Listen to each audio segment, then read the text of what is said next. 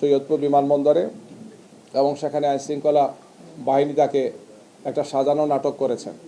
তিনি তার বক্তব্য স্পষ্ট করেছেন যে আমার ব্যবসার জন্য আমি আসা যাওয়া করি, ব্যাংক বন্ধ, আমাকে কিছু লেনদেন করতে হয়, এই জন্য তার সাথে কিছু নগদ টাকা ছিল, যেটি খুবই স্বাভাবিক। একজন মানুষ ব্যবসা করতে পারেন, তার পরিবারের প্রয়োজনে বা অন্য প্রয়োজনে তিনি এটা ক্যারি করতে পারেন।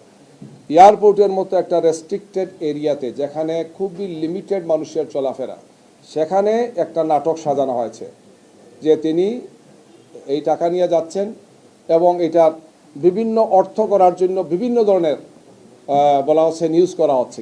ইতিমধ্যে তিনি একজন বয়স্ক লোক, একজন দায়িত্বশীল ব্যক্তি আমাদের, তিনি অসুস্থ হয়ে পড়েছেন মেন্টালি এই টর্চারের কারণে। তিনি এই মুহূর্তে হাসপাতালে আছেন, রংপুর হাসপাতালে তাকে নেওয়া হচ্ছে।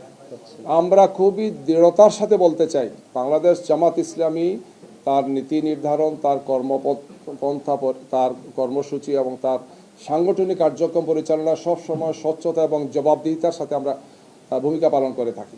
আমাদের প্রার্থীদের উপর, নির্বাচনী এজেন্টদের উপর, কর্মীদের উপর হামলা হচ্ছে, তাদেরকে ফিজিক্যালি টর্চার করা হচ্ছে, আমাদের অফিসগুলোতে হামলা করা হচ্ছে।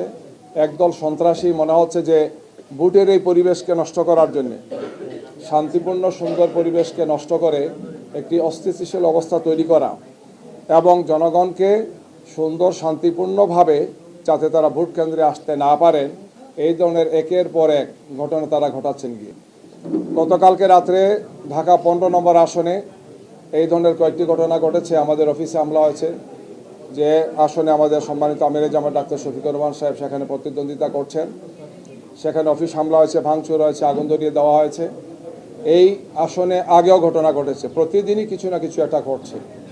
গতকালকে আমরা বলেছিলাম যে সেখানে একটা লিফলেটের মতো ছাড়া হয়েছে, যেখানে দেওয়া হচ্ছে যে আমরা নাকি টাকা বিতরণ করছি, বিকাশ নাম্বার চাচ্ছি, এই সমস্ত কথাগুলো সেখানে ছড়ানো হয়েছে। গতকালকে পাবনা সদরে আইনশৃঙ্খলা বাহিনীর পরিচয় দিয়ে মাইকিং হয়েছে।